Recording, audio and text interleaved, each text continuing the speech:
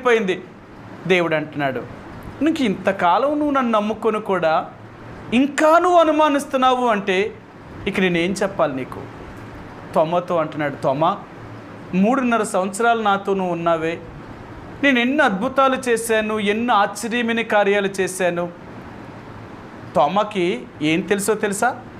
యేసు ప్రభువారు చనిపోయిన వారిని సైతం కూడా బ్రతికించిన సంగతి ఆయన కూడా కళ్ళతో చూశాడు.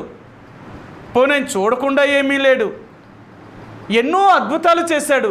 ఇలాంటి అద్భుతాలు చేసిన వ్యక్తే ఈయన చనిపోతే ఆయన ముందే చెప్పాడు, నేను చనిపోయిన తర్వాత నేను సమాధి చేయబడి 3వ రోజు నేను సమాధిలోంచి లెగుస్తానని చెప్పినప్పటికీ కూడా తోమా అనుమానించాడు.